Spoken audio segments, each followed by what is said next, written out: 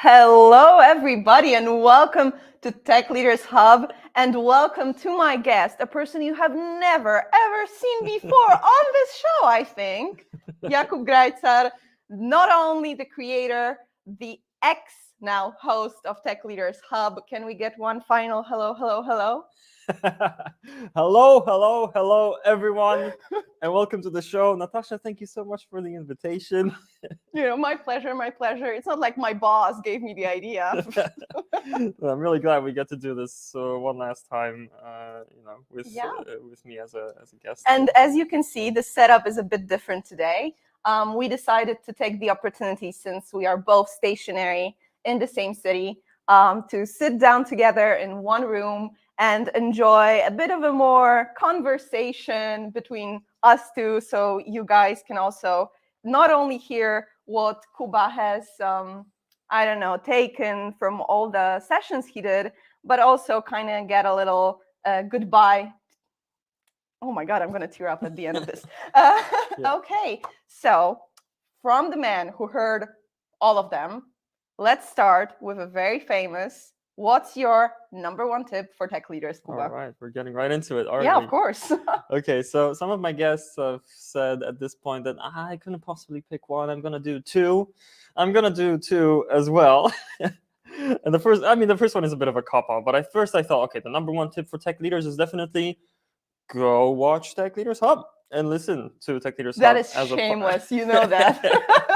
Hey, I just think, because the context of this whole conversation is, what I managed to learn from all of these episodes since we started Tech Leaders Hub in 2020. And I really do believe we have a great collection of knowledge, tips, strategies, things that you can take and just use right away. So I think it makes sense to subscribe to Tech Leaders Hub. CTA at the front. We do things differently here on the show. Now for the second one, and I see we already got like a comment coming in. Probably somebody can see us and hear us. That's great. Great. Yeah, I did not check. Always good. Things are going to be different now, guys. Thank you, Cesare, for that. This is fun. This is fun having it like in person. It's a different vibe, definitely. Yeah, definitely. Okay, so as for my number one tip, I obviously couldn't sleep ever since you reminded me that I'm going to get this question. This tip that I've got is for people like me. This is something that I've struggled with personally, and this is the kind of advice that I encounter over and over again. And whenever I encounter this piece of advice, it really hits home. And this is something that I constantly need to remind myself of. And this is what the show has done, well, at least for me, and I hope for many other leaders, is to share the kind of advice that it's true, you should be doing it. You need to be reminded of it over and over again. So I'll tell you about my problem first, and then I'll tell you about my tip. My problem is I think way too much about systems and workflows and productivity methods. I overthink work. And I think a lot of other leaders do too. And not just leaders, just professionals in general. You have to find the right system. You have to agile it, Kanban it, Scrum it. You have to do extreme programming, whichever. I've heard it a lot on the show. And it's a trap that is so easy to fall into, to find the perfect system, to organize everything. Once I find that system, maybe it's getting things done. Maybe it's a new tool like ClickUp or Asana, Monday.com or whatever. But choose ClickUp, it's the best. Once I have that perfect system, things are going to work out for me. And I say that it's a trap because there's too much time spent on it, I think, just overall within the world of productivity. And certainly for leaders, productivity is even more important for a leader, which is why my number one tip, getting to the point here, is do the work. Oh, that is a horrible tip. I hate it. You're telling me I actually have to do the work now? No, that's not what I signed up for. So it's a very general piece of advice, but what I mean here is don't over-optimize your workflow and take into account that at some point you're going to have to stop planning and start executing. And that moment when you start executing probably needs to happen sooner than you normally think. So in my opinion, limit the planning, limit architecting the workflow, and sit down, carve out the time, and do the work. I mentioned that it's especially important for leaders because our productivity does not impact just one piece of content that's about to go out or some piece of code that's about to go out. Our work directly impacts the team. So we need to be productive for the sake of our teams, which is why it's even more important to be able to focus, time box, block distractions, say no to the projects that you should say no to, or to the requests that you should say no to, and just hunker down and do the work. It's not glamorous. I don't feel like super excited sharing this tip. Honestly, when I get reminded of it through various like podcasts or videos or whatever, it grounds me, and that's what I'm hoping to achieve here. So I think it's extremely important. Obviously, I just mentioned and I put this huge thing on you as a leader, listening to this, that your productivity is so important to the team. I wanted to add on top of that you're not always going to have a productive day, but you should always have a way to block distractions, hunker down, focus, and do the work. And that's my tip. And now I can sleep again. I feel like we always come back circling to like few core things, and one of them is done is better than perfect. And me as a perfectionist, that is so hard to actually sometimes sit down and just do something, because I feel like, oh, but there probably is a better way of doing it. And then I end up not doing it for like 3 weeks because I try to find the perfect way of doing it. That you're exactly describing the trap that I fall into. Recently, the trap has been all about ChatGPT. It's a short piece of text. I could write it probably, like this. But is there a way to make the AI do it? Even if I could do it better and faster. I don't need support. Yeah. Is it a way though? Is there a prompt though? And I think that is a trap that's really, really easy to fall into. Yeah. Okay. Can we see Tomek's comment there? He says something about execution. There. Oh, forgive us. This is the very first time we're doing this setup. So if we have any problems with it, well, it's on us. But yeah, okay. Execution eats planning for breakfast. So I like that, Tomek. Thank you so much for contributing that. I'm definitely hanging it on my wall with like other motivational posters. I've been thinking of my first tattoo, and maybe. Oh man! I would really need to see that. Now I really want you to do it. Okay. If I do it, it'll be a LinkedIn post. Don't worry. But like, please, with a photo. Yeah. Okay, so this is a very good number one tip, definitely. And I think it is not stolen from anybody you interviewed. Actually, it is your own. So I was prepared to catch you on a little. I mean, like many other concepts, it's something that you hear time and time again. I'm not saying anything original here, okay? But I mentioned it and I chose it as the number one tip because I think it just bears repeating and repeating and repeating and repeating. Okay. So with that in mind, let's go into what we actually wanted to cover today, which is, well, you've been the host of Tech Leaders Hub for what, 2 years? We started in 2020, so almost, closing in on 2.5, you could say. Gee, that's a long time. And you have interviewed almost 40 people over that time span. And, I was very curious, what is your opinion on, because you had some amazing guests from amazing places, but they all kind of, I don't know, somehow were people you wanted to interview. What kind of made them stood out? What was the common thing that they had as leaders that, showed up on Tech Leaders Hub? I just really like the vibes, I just see a LinkedIn post and I'm like, that's what I want. Well, that's one thing. I was looking for people who really care about their presence and their personal branding. This is part of the reason why people do stuff like this, why they go on interviews and why they go on Tech Leaders Hub. So, obviously the people that said yes to being on the show, they have this interest in, building themselves as a personal brand. Sometimes it was about the employer brand. So in many cases they were hiring and they wanted to promote themselves as a leader, and I don't think there's anything wrong with that exactly. So that's what connected them on a kind of practical level. They wanted to spread the word, and that's totally understandable. But what I found when I actually got them on the show is that they did share a few key characteristics. The two main characteristics are or if I were to make it 3, I would say they were kind, they were smart, and they were willing to share what they know. So being kind, I enjoyed each and every of my conversations. And what you don't see on Tech Leaders Hub, and what really often happened, is we talked about some personal stuff before the show, and we found some nice points of connection. I'm a musician and a dad, and it turned out that those 2 things were a point of connection, either one of or the other, or both, with most of my guests. So there's a guitar hanging on your wall, or I just became a dad a few weeks ago, and I came back to work, etc., etc. So that's being kind, right?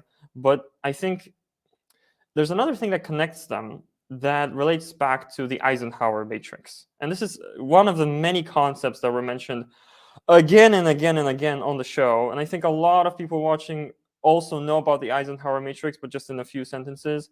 There are things to do that are important and not important, and there are things to do that are urgent and not urgent. And apparently the President Eisenhower put it on like a 2x2 grid. And not to go into each kind of square on that grid, the most important part of the grid is the type of work that is important but not urgent. And it's never urgent to get on a show like this. It's never urgent to share your knowledge, to contribute back to the IT community, to the industry as a whole. What connects my guests is that they found the time for the stuff that's important but not urgent. They found the time to help people grow, it's cliche, out of their goodness of their hearts, but just to give back to the community that taught them so much. So I think this focus on the work that's important but not urgent, that's something that connects them, and at the same time, it's a great piece of advice for leaders in general. I think this is what separates the good leaders from the great leaders, is that the great leaders think in advance, schedule time box it, and they find a way to get the work that's important but not urgent done. And that's the work that, once you start focusing on that, it puts you on an entirely new timeline where your entire future is going to be easier if you start thinking ahead. if you start thinking ahead, and if you start doing that kind of work. So this is what connects them. And obviously there were some characteristics of people we looked for in the show, right? They were supposed to be in management leadership positions, CTOs, sometimes CEOs, VPs of engineering, that connects them kind of within their role. But that was the idea of the show. I knew that was what was going to happen on the episodes. There were many different things along the way that surprised me, and I'm excited to talk about today, actually, in terms of what they shared, what they consistently talked about that I didn't expect. Okay, so what did they share that surprised you the most? What are the I don't know, pieces of advice, or maybe kind of statements that stood out the most or got repeated the most, that really stuck out to you? So I was wondering where to start, because I was expecting a question more or less like this. And there's a few things that were repeated a lot. And there was also kind of the view of the tech leader role. And this is where I would like to start. The view of the tech leader role in general that really evolved over time. So this is a funny experience for me, actually, because this relates back to when I even started at STX Next, And to anybody who doesn't know, it's actually one of my last days at the company, which is why we're doing this whole stream just in general. So I wanted to put it out there just because it's kind of in our minds as well. I'm going to start a new thing pretty soon. That's why I'm a guest on the show and I stopped hosting. Part of the reason, at least. So to me, it's like a story that began when I started at STX Next, and now it's kind of, this chapter is kind of closing. So what I thought about these people that we wanted to reach with our marketing, honestly, because I joined as the kind of first marketing hire of the team, the current growth department, I thought these people were focused on the technology. I thought CTO, VP of engineering, these roles are all about technology. It even influenced our content to a large extent. We published content about which Python web framework to pick, what is up with these JavaScript libraries, what you should think about these upcoming technologies, and that content is still very useful. But the most, out of all of the episodes, the one piece that really stood out to me is when I had Chris Hares from Uello on the show. And I'm not, at the point when he was on the show, I should say, he was CTO of Uello. He's moved on, I think, to a different company since then. And I hope he's watching. I don't think there's a high chance he's watching, but if you are, hi, I'm going to mention your thing now. What he shared is that there's basically 3 parts to the role of tech leader. Technology, leadership, and business. And I think this is what it ultimately boils down to. And obviously within all three of those disciplines, there's an ocean of knowledge and skills that you need to acquire. But that is the picture that's been painted to me over the course of all of these episodes. There's the tech knowledge, so how well you code, how well you understand the frameworks and libraries and everything related to that. This was always the part that I connected the least with, just by pure virtue of not being a programmer myself. But we did have sessions about that, about how to do DevOps well, how to scale your architecture, etc. The second, and this is the part, the technology part, is where tech leaders, they started there. They started as a programmer, got to team lead, manager, and then they got over time to CTO. Most likely they became CTO by either starting their own startup or joining a different organization. This is actually what we learned from the CTO survey, which is a different project of ours that I also had some contribution to. Then the second part is the leadership part.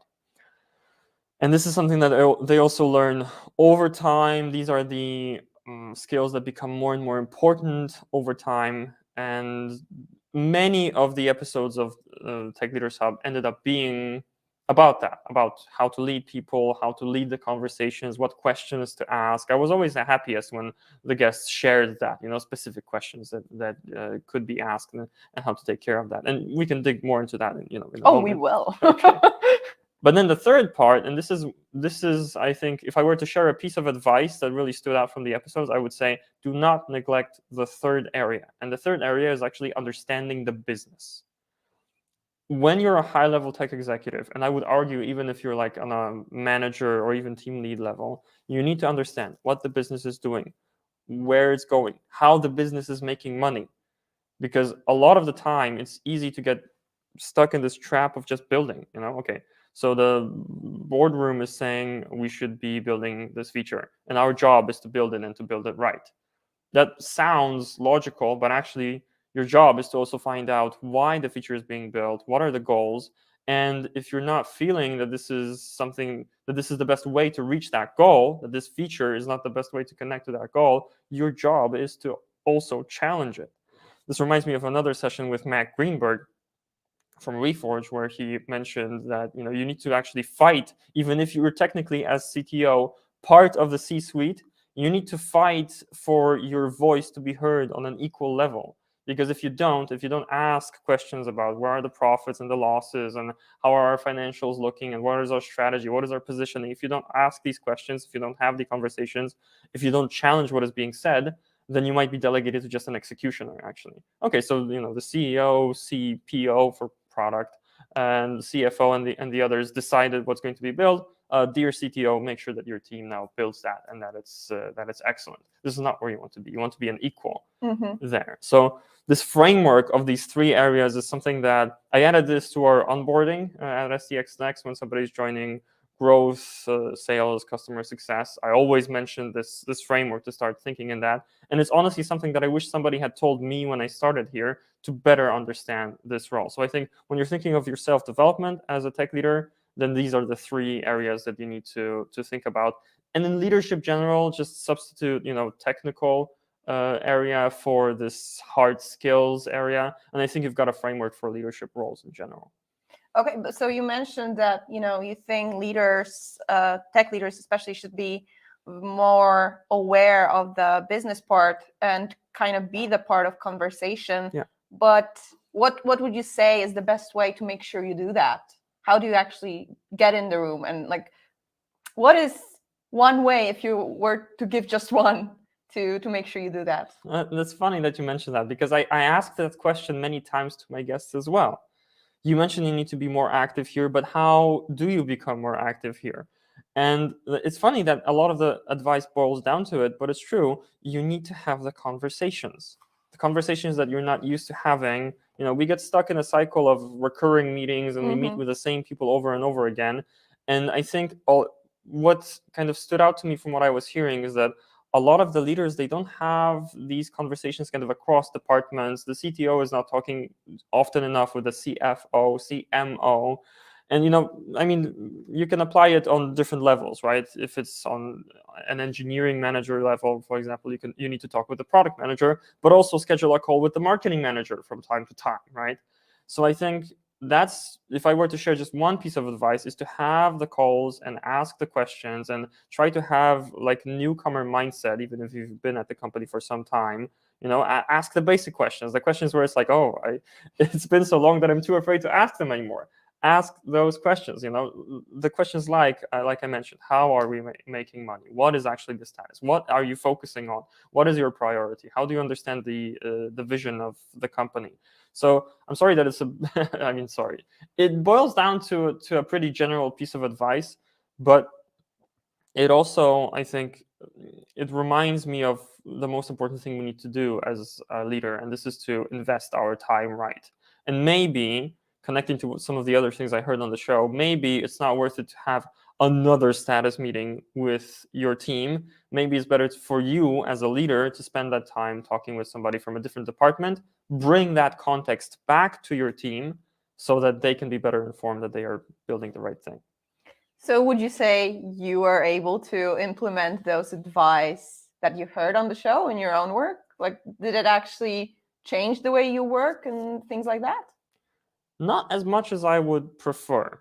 It did encourage me to have, within STX Next, as a manager myself, more conversations like that. But I think, looking back on it, I could have been even more proactive in reaching out to, the other departments, finding out. Well, yeah, of course, but it's easy to say when you're like, afterwards, it's like, yes, should have done that. Yeah, you get this kind of clarity at the end. And I do sympathize with the people who are kind of in the thick of it, and they don't have the perspective of, last week's, last days, and thinking of what could have been done differently. I suppose being in this kind of near this finish line, it reminds you of the things that were important, but you didn't get them done because they were not urgent, right? So here, I would repeat that piece of advice because it is just that important, right?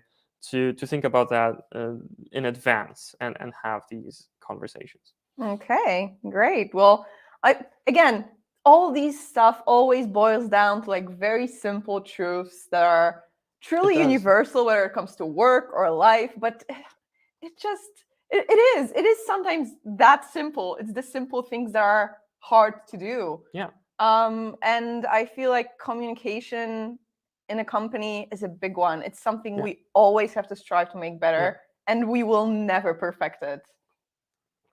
A word that got used a lot is over-communicate. Okay, elaborate. No, you may feel like you're repeating yourself, you're sending the same message through multiple channels, or you're mentioning something on multiple meetings, and that can feel frustrating, it can feel inefficient, but actually that's part of doing the work when you want to make a change. So over-communicate, repeat yourself, I think is part of good project management. It was mentioned on the show as well a lot. Although what you were saying about these kind of simple truths reminds me of something that I teased it in my LinkedIn post today. And initially, when you asked me what is the one piece of advice that I wanted to mention, because I kind of covered the framework of how to understand the role within these three areas, but there was one piece of advice that was repeated and applied to all of the areas, and I heard it almost during every episode of Tech Leaders Hub in a different fashion, though. And that piece, it can be summarized as close the feedback loop. Yes, I was waiting for you to say that. Okay. I was very excited for this topic in particular. Let me put it like this. After hosting Tech Leaders Hub, I am making close the feedback loop my personal philosophy. It is that important. It got repeated that many times by so many smart people that to me, it is now like painfully obvious that this is the thing to do. Okay. So I'm excited because I like to kind of, when I gather knowledge, I like to find kind of one thread that runs through it all and simplify. And you can't ever simplify something to just a few words.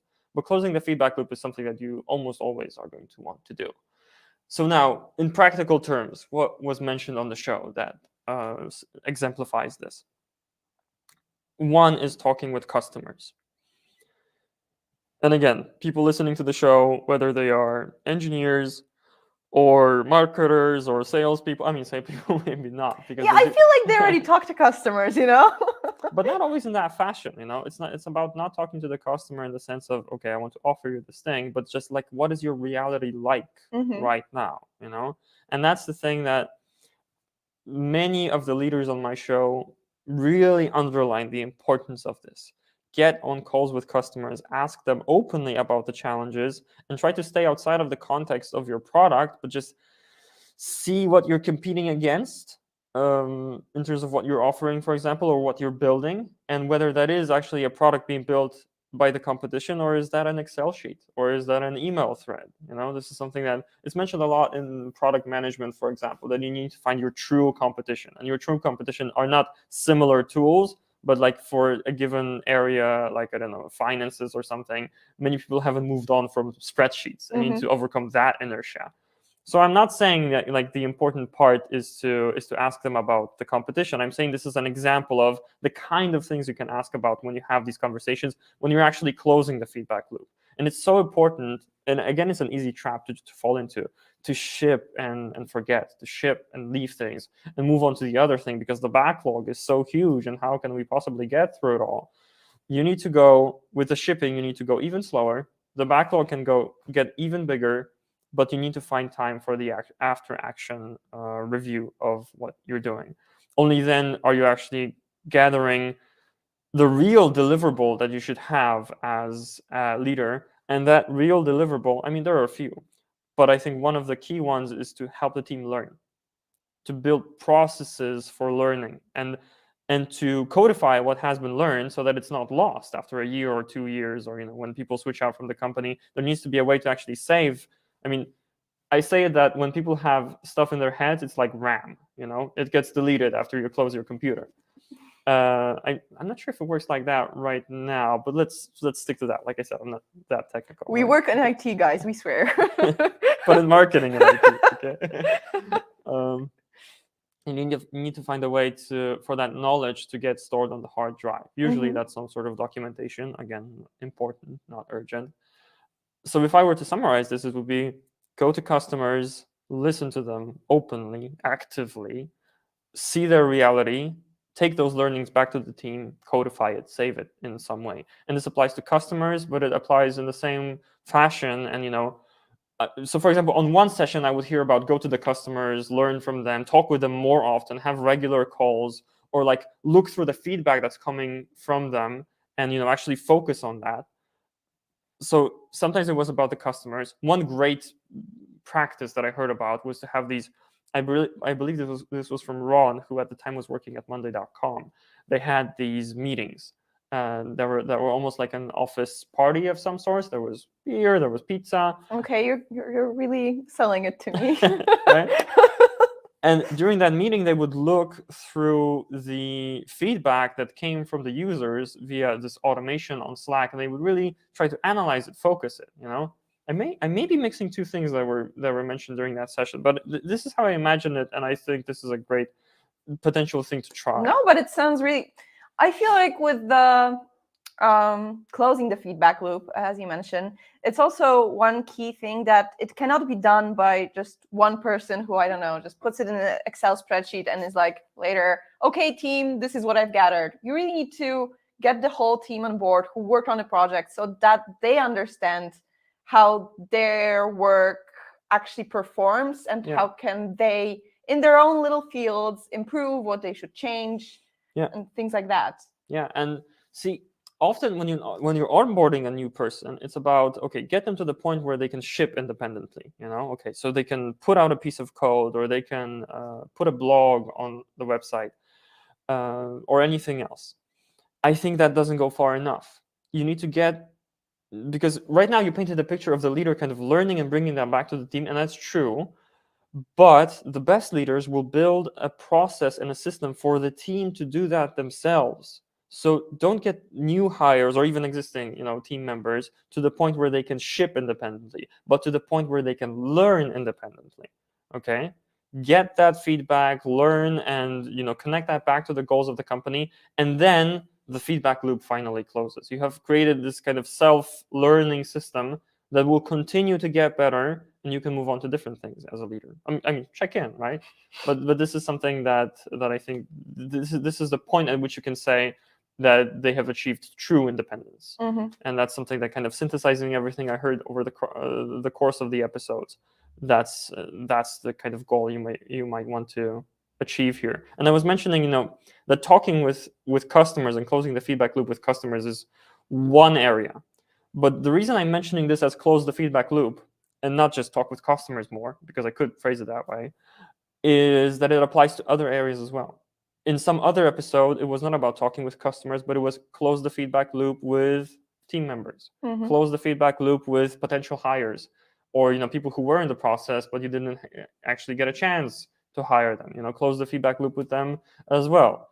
And it's about the things that are, again, in the category of do the work, not super glamorous, kind of boring, but send the survey, have the call, ask the questions, and try to find out what they're... Important, not urgent. Yeah, this is definitely this kind of job. You could call it done, and nobody's probably going to point out, like, in the moment that, hey, why didn't you ask for feedback there?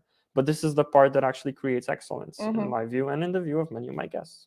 So swaying a bit from that topic, you did mention two buzzwords that I want to touch upon. Love buzzwords. Lots of buzzwords on the show. You mentioned onboarding new hires. And correct me if I'm wrong, but from listening and watching Tech Leaders Hub, something I took away is that a big problem, issue, pain point for a lot of leaders is exactly that, hiring, finding the right talent, the right people. So maybe could you talk a little bit more about what they had to say, what you have to say about hiring? So let me give some more context here first. This is another of the things that really surprised me. Again, at the beginning, I was thinking these people are about the technology. And it turned out because the way Tech Leaders Hub works is there's a flow, right? We meet for that first call, and then we talk with the person. I mean, now you're going to have these calls, but I had many of these calls in the past, where we ask, what would you like to discuss? What is kind of the most, what thing are you most passionate about? And there's one question there actually that there's certain questions there that are supposed to kind of uncover their point of view, right? So one question that I asked a lot is, what should tech leaders start doing, or what should they stop doing? No way, you stole that, and I wanted to ask you that question. You can ask me that later. Oh, no, it's not going to have the same impact. But they need to know the context, right? So within that context, I wanted to mention that I may have asked them in the beginning, what are you knowledgeable about? What are you passionate about? And they talked about stuff that was, sometimes fairly technical. They were mentioning stuff on their CV. But as soon as I asked them, what is something tech leaders should stop doing or start doing, almost always it was something related to hiring, to people, to management. When they actually think about their pet peeves, about the mistakes that they see others making, and I assume in many cases that those were mistakes that they were making themselves in the past, it was always about the people. And that's when I realized, I mean, not initially, but over time it got through my head, and into the brain, that this is the key piece, that they're builders not of code anymore, but they are builders of teams of people. And that is an extremely important aspect of this job of tech leader. One guest, even Evgeny Sharapin, mentioned that, like, building teams and processes through which and workflows through which people work, it's like building code, but people are more fuzzy and unpredictable. I really like that, and it's really stuck with me over the course of the years. But you asked about hiring. A lot of advice was shared about hiring. One piece of advice that was really interesting to me was from the company called Lunar. I believe the guest was Anders Kreng. And he mentioned that they flipped the hiring process, because I mean, the typical way to do it is that you have, like, first probably a kind of soft interview about motivation to change work, stuff like that, personality, let's say, interview, or just to find if that person is going to click with the organization in general. And it's often done with a person from HR, right, and from the person from the team.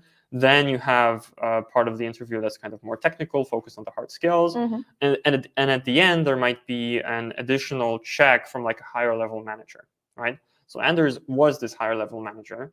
And the way they do things, they flipped this, and it's a more peer leadership setup. So Anders is the first line through which a candidate goes. Then they go to the team. and the team decides if that person is going to get hired. This is something really unique that I haven't heard in many other episodes of the show. It really stuck with me, and it has a few key benefits. I really recommend for you to go back to the episode and listen to that. But to summarize, one of the key benefits was that the team feels a lot more of a sense of ownership for the person that they're adding. They're kind of vouching for them that, yes, this is the person that we want on the team. We feel like their qualifications are good. The culture fit is good. You can check for all of that before somebody joins and you make the costly mistake of bringing somebody on board that just does not click with the team. True. Like we had this one situation here within our team where we started hiring, and actually this is exactly what happened. Our team leader brought potential candidates afterwards to the team to check for, whether we get along, what we think as a team would this be a person we would like to work with. And I think this is really important, because then first of all, as a part of the team, you feel ownership of the team, because like, hey, I'm in this process too of making the decision. That's cool. And second of all, like, working with people you enjoy working with is extremely important. It is, yeah. I mean, come on, you can love the job, but if you hate the people, you're not gonna enjoy it. Yeah, and you're not going to show your best work. Exactly. Definitely. And actually that change of adding this additional step when we're hiring leaders for them to meet the team earlier and for the team to do this vibe check is what we called it. That's actually something that was totally inspired by that session. Many of the insights from Tech Leaders Hub made their way into our workflows just in general. Oh, that's very, very good to hear. I'm sure all the guests that were on the show are very happy to hear that made some impact, you know? I mean, I say that after almost every episode. No, after every episode I said, this thing that you said, I'm going to keep that for myself.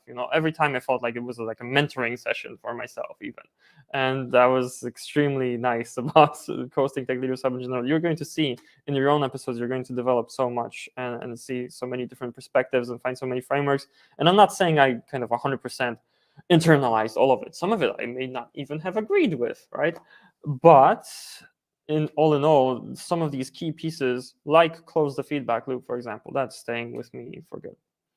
Okay, so let's go back 2 steps to that stop and start question, because Jakub, you're a leader yourself. Yeah. So now from that perspective, not a perspective of a Tech Leaders Hub host, but just a leader, what do you think is something tech leaders are doing that they should stop doing right now, or that they're not doing that they should start doing? Oh gosh. So I was quite prepared for the number 1 tip, but for start, stop, the answers I got to that varied wildly over the years. And sometimes, and I think I'm going to steal one of the recent ones, because it's one that we did not manage to mention so much on the particular episode.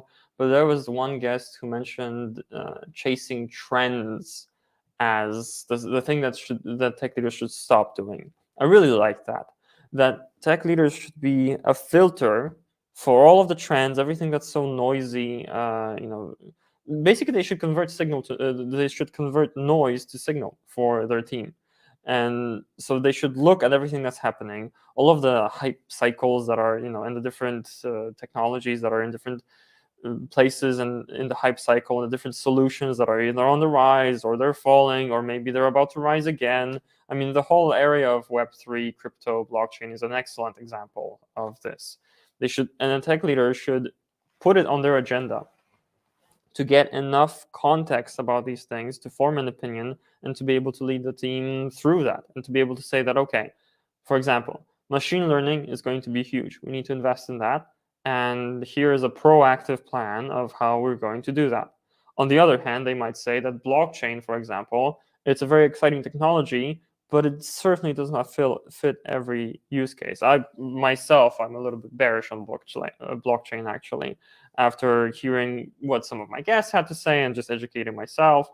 So I think, within that, there's a certain amount of hype that tech leaders need to be able to see through.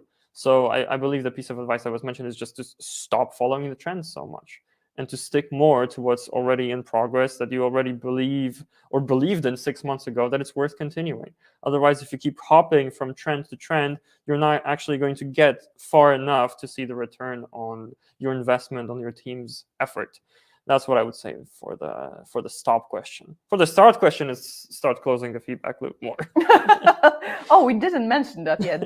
Definitely. It is that important, you know. I feel like a lot of our watchers and listeners are people who already are leaders. But what about those who are thinking of becoming leaders one day? They want to step up their game. Do you think you have any advice to share there after, talking to 37 people on this show? It was 37? Yeah, I did count beforehand. Awesome. Okay. And wow. I had to do it manually because your previous session was a round table. So I couldn't just see how many sessions there were. I have to actually see how many guests. Sounds like you did the work, huh? Yeah. It was very boring, but important. There you go. That's how it feels. That's how it feels. Oh. It's painful, it's boring, but it's worth it. Anyway, I was coming back to the more general point. Advice for new leaders. First of all, I love that question. This is something that I always wanted to do for a host, right? Because many of my guests said, great question, awesome. But yeah, this one, I really love that question. Because many of the people watching Tech Leaders Hub actually are aspiring leaders and not, leaders themselves. Or, they got connected to a certain topic that was more technological at that particular point, but they ended up listening more about leadership. But anyway, I think there's the fundamental thing that's a kind of practical and boring, but it needs to be said, is to actually get a leadership position. You need to find the right company for it, okay? And for people who are, maybe a bit more inexperienced at the beginning of their career path, it bears saying, or in some cases repeating, that you need to find the company that's actually going to invest in the development of a team. If they're not predicting, a lot of future hires, and in the current, recession environment, that's certainly not a given that every team is going to be growing, whether it's a software development team, marketing team, product team, whichever, then you need to realize that probably in order to actually get a leadership position, you're going to have to switch companies or make a very strong case to upper leadership why they should add, 2 new hires, and those 2 new hires should report to you. So, getting that out of the way, the next thing you can do is to find as many instances as possible to practice informal leadership. And that's one of the key concepts that I also discovered as part of Tech Leaders Hub. That's informal leadership, that it's not clear-cut, not 0 or 1 in, speaking more the language of developers. That you I think it's not how they communicate, Yeah, I've seen the Slack messages like 0, 0, 0, 1, 1, 1. We're not in the Matrix. Or are we? So you need to find ways to become more and more of a leader. And I think the key way to do that is when new people join, even if they're not reporting to you, that you step up proactively and offer to mentor those people. That you offer to, okay, can you make me part of the onboarding process? I'm going to show them the ropes. I'm going to be their buddy, for example. That's a system that it's a thing, the buddy system. Right? Yeah, I know it is. I really like that name. It's so cute. But also like a friend. Okay, so show them the ropes. I think that's really important. Step up and raise your hand when the question is asked who's going to lead a certain project, right? Because you're not always a leader of people. Sometimes you're a leader of initiatives, activities. Show that you can lead something, get it to completion, report on the results, and compile the learning from that project, coming back to my previous points. And that is another great way to indicate that you're ready for leadership. And honestly, just consistent execution is really important, that you meet your deadlines. I know it's not super exciting, but that you meet your deadlines, you're proactive with other ideas for, how to grow certain areas. Honestly, what makes my mind think leadership potential is when I get on a call with somebody and they talk and they say, but not in a way that's kind of complaining, not in a way that's negative, but they're saying, I heard about this concept, this format of content, this different approach that I think we should really try here. And that person not only, mentions it, pitches it, in passing in conversation, but they actually do something with it. That for this next edition of, let's say, the newsletter or whichever part, or for this next blog, I thought I'm going to try something like this. And they come to you with a ready to go idea. All you have to do is say, yeah, very well, go and execute that. When I see that kind of initiative and that being that proactive, when somebody is like that, I think that's a strong signal that they're ready for leadership. Oh, I want to bring up something that we actually did talk about between just us two a few days ago, because it's something that popped up twice during 1 week when we were talking. Once just the two of us, just like as a bigger team. You were mentioning that, you really like the idea from that one book you really like. So I will maybe not explain it. You know what I'm talking about? Is it Turn the Ship Around? Oh, yes, it is. Of course it is. So special shout out to Itai Rosenblatt from Google for this. Certainly one of the most memorable sessions, and that's not just because it was one of the biggest in terms of viewership. But yeah, in many respects, the kind of the value that the listeners and watchers got, and that I personally got, was recommendations of just great sources, great people to follow, great concepts to explore, and yes, great books. One of those books that really stuck with me was Turn the Ship Around. In a nutshell, it's the story, and this was mentioned on techleadershub before, so I don't want to go too deep into it. But it's the story of the commander of a submarine. He's taking over the submarine that's kind of in disarray, and he puts all of those ducks in a row. Let's say that's a funny way to say it.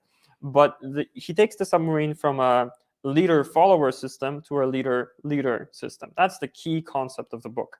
And the leader-leader system, while it has many intricacies and many rules or guidelines or ways that it works, it can boil down to a simple situation.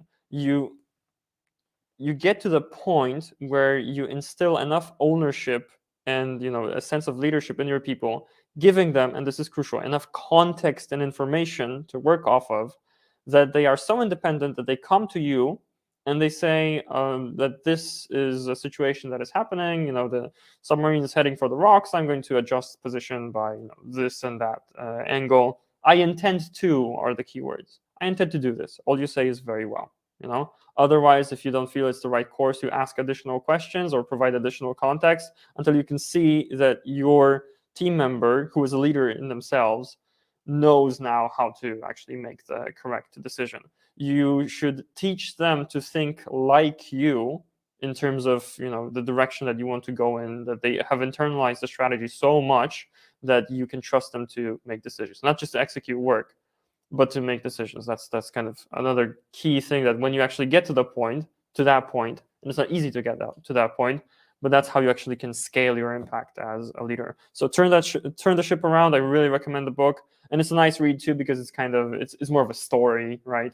And it's not just a set of rules. It was a delightful read, and I'm really glad that Itai mentioned it. And the whole session, by the way, is one of the best we've had on techleadershub with Itai Rosenblatt, so I really recommend it. Okay, I swear I've heard about this book so many times already. I feel like I have to read it now because, or maybe I don't actually. Maybe you already said everything there was. It is the key concept, but it's not about that you are going to get more information. It's about spending some time with the concept.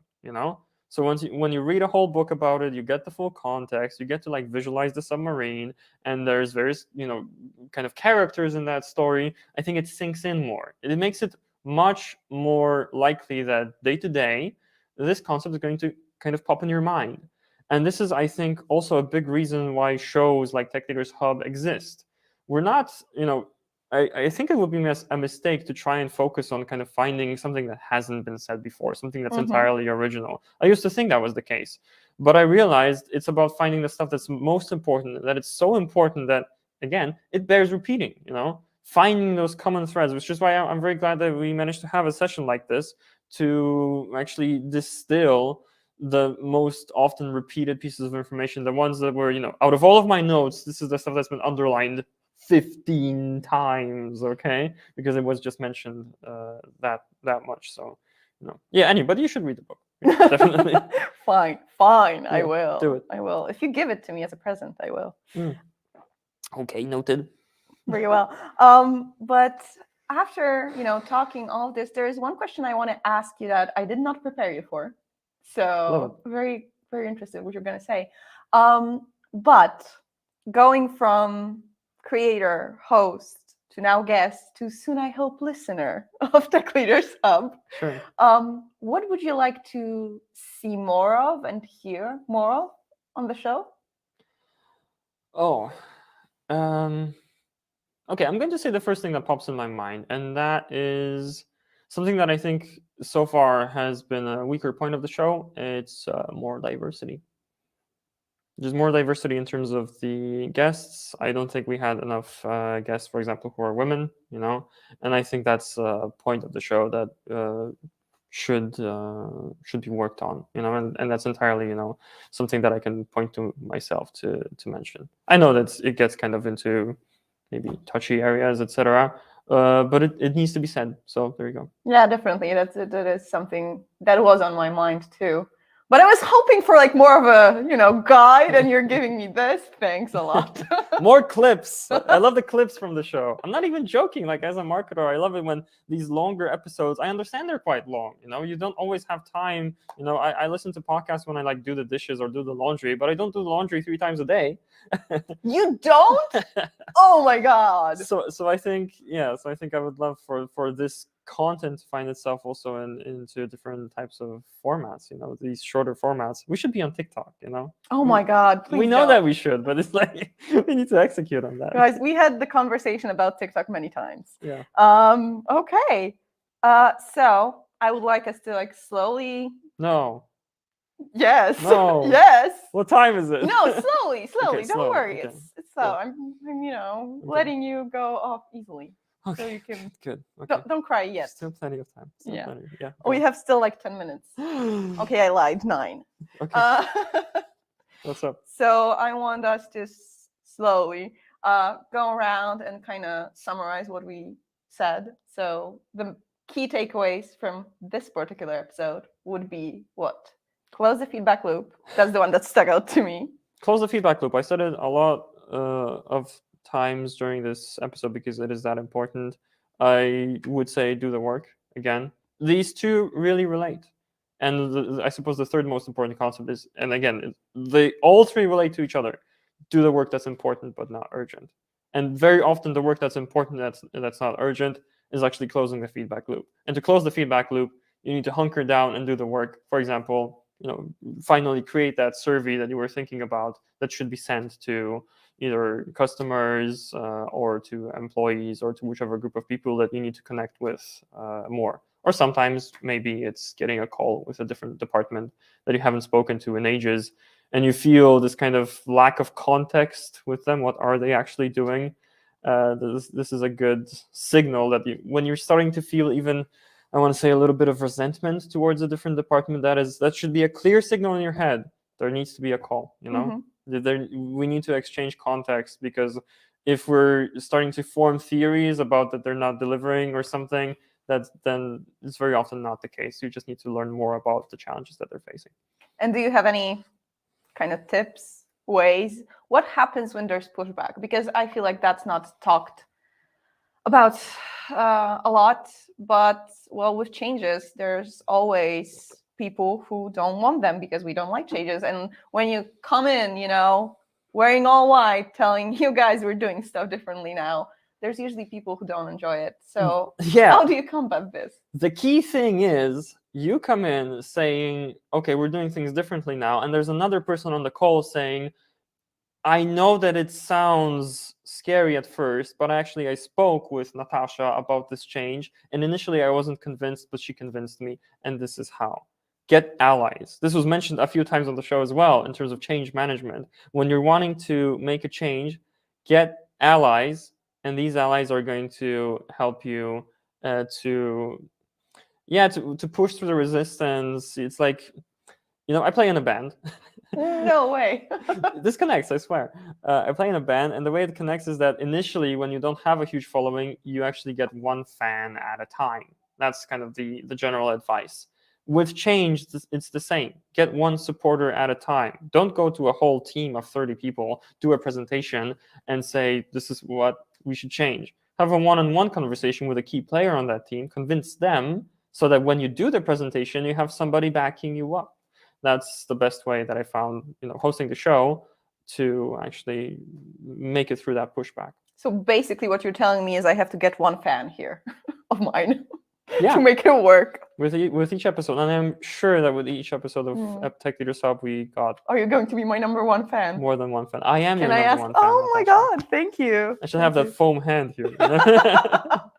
Oh, okay. Yeah. Well, we did use up most of the time. So are there any more things you would like to say to our audience today?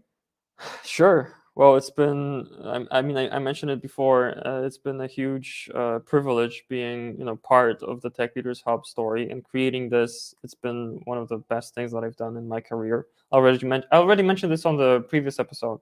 So I wanted to focus more on you, actually. Oh, no. I'm extremely happy that you're taking over as host of the show, and I'm glad we kind of, I came to you with this idea, and I know that initially there may have been a little bit of trepidation about it, but I'm extremely happy that you're doing this. You already hosted your first episode, so and I know there's more in the pipeline, and I'll be keenly watching and listening every time Tech Leaders Hub is on. If I'll do my best to make it and to support you. I think Tech Leaders Hub is in great hands with you.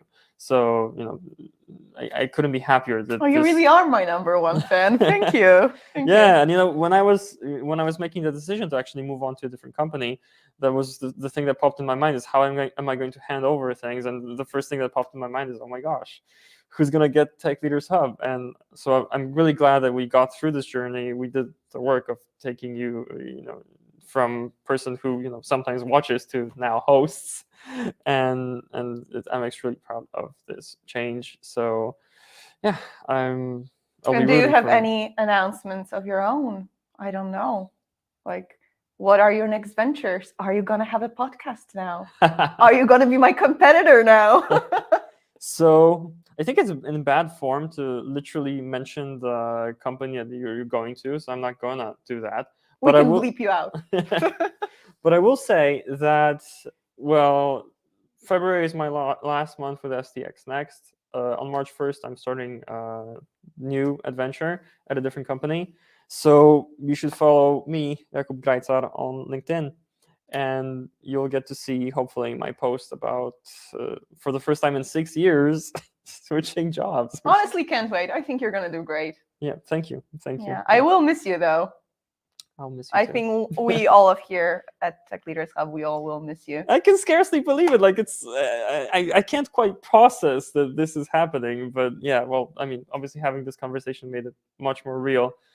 But it's been a delight, honestly. And now I know how it feels. Yeah, what a journey, guys. Yeah, almost 3 years doing this show. Yeah, we started in, I think, August 2020, which is why I mentioned like 2.5 years. And the same shout outs that I did last time definitely apply here to Justyna Dados, Daniel Kościelski, Lukas Gmys for just helping and make this happen in the initial concept stages. And to the first guests, I think the first guests from within STX was like Marcin Zabawa, Łukasz Nowak, Łukasz Koczwara, Matthew Harris was a guest, actually twice.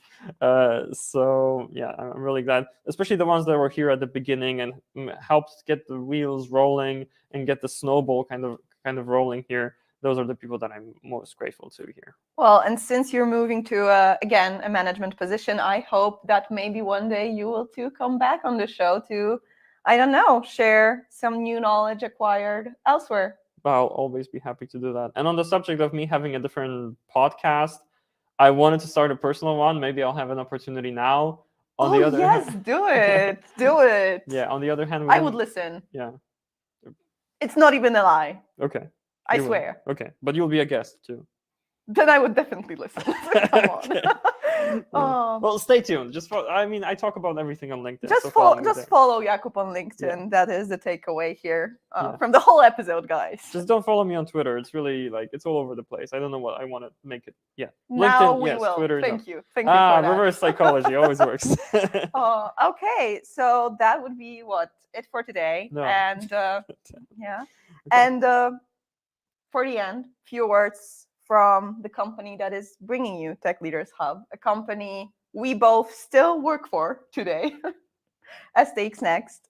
We are the place to go when you're looking to accelerate your software projects. We help with everything, end-to-end development, team extension, but even if you just need expertise or support, we are there. So if you want to know more, definitely head on to stxnext.com. Yep. And we are known as the Python experts, but we help with a lot more than just that. And talking about Python, we actually have something really exciting coming up just as we're finishing up here. There is something huge going on because today is the release date of Python Tech Radar, which is a huge project we've been working on for months. It's 100+ pages of experts, Python developers, people who know zeros and ones, talking about the state of Python right now and where Python is heading. So after the show, I will head on to my newsletter that I write, and we'll send all of our newsletter subscribers a link to the downloadable full report. So if you're not subscribed yet, definitely go find in the comments. There's a link to go and subscribe. And also this way you can stay up to date with everything Tech Leaders Hub. I write bi-weekly about everything you need to know about leadership, engineering, and Tech Leaders Hub. Yeah. So I'm super glad that this is all under one umbrella now, that you're the person that's running the newsletter, you're the person that's running Tech Leaders Hub. I think, people are going to enjoy getting content from you in your own voice. Yes, I do try to make jokes with the try being underlined there. Yeah. We already agreed that the tradition of puns and bad jokes is going to stay yeah. here. He's passing the torch in more than one way. Yes. So yeah, do you want to end this session? Do I want to end the session? You haven't mentioned the CTO survey yet. The CTO survey is still open. Because the Python Tech Radar took the reign. I don't want to, flood them. But yes, the CTO survey is still open, I can do it. If you're a CTO or a similar top-level role in your organization, engineering management, you should go to thectosurvey.com and fill out the survey. The survey is not going to be open for much longer. So if you want to help out the IT Tech Leader community and also get access to some exclusive discounts and offers from our partners, then you should definitely check that out. Thectosurvey.com is where you can find the CTO And once survey. it's done, you know where you get the survey? In our newsletter. Yes. Yeah.